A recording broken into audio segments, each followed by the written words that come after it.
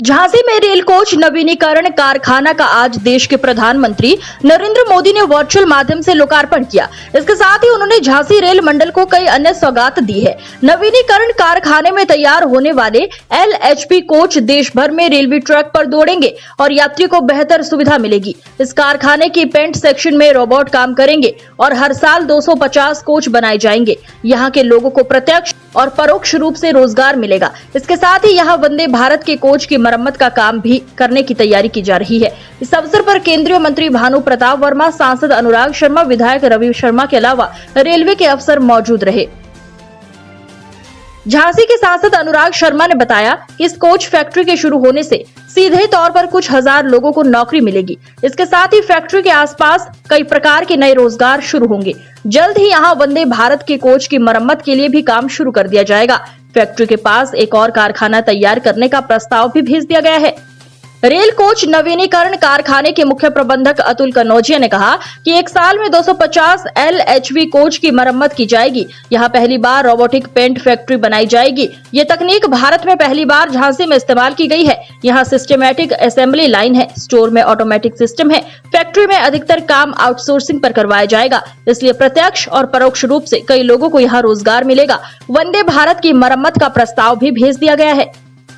अभी अंदाजन इसलिए नहीं दिया जा सकता, कुछ हजार लोगों को तो आराम से मिलेगा ही मिलेगा, क्योंकि हिंदुस्तान का पहला रोबोटिक्स पेंट वर्कशॉप यहाँ खोली गई है।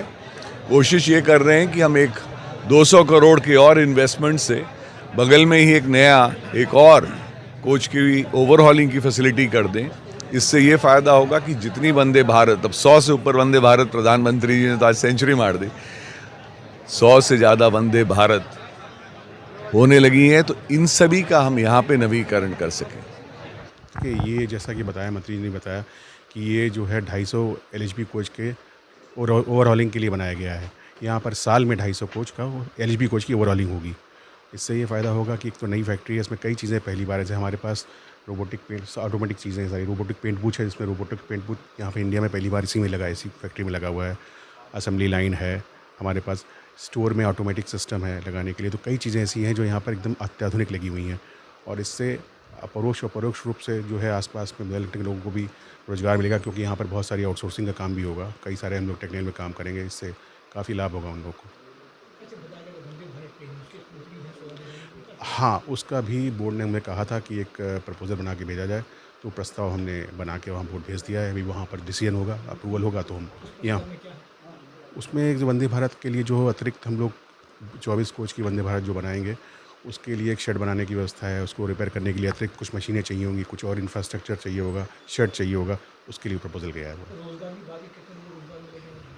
नहीं, देखिए, परोक्ष और परोक्ष रूप से तो आसपास की इंडस्ट्री कोई आएंगी। यहाँ के जो टेक्निकल स्किल्स होंगे, लोग पास होंगे, ITI वाले लोग होंगे, डिप्लोमा होल्डर्स होंगे, कोई और बाकी लोग होंगे, कोई इंडस्ट्री होगी। परोक्ष रूप से ये होगा, अपरोक्ष रूप से भाई सबको रोजगार होगा। खाने पीने की कुछ दुकानें होंगी, कुछ टैक्सी वाले, ट्रैवल वाले आएंगे, मतलब बहुत सारे इस तरह से लोग, होटल वाली इंडस्ट्री, ये सब होगी।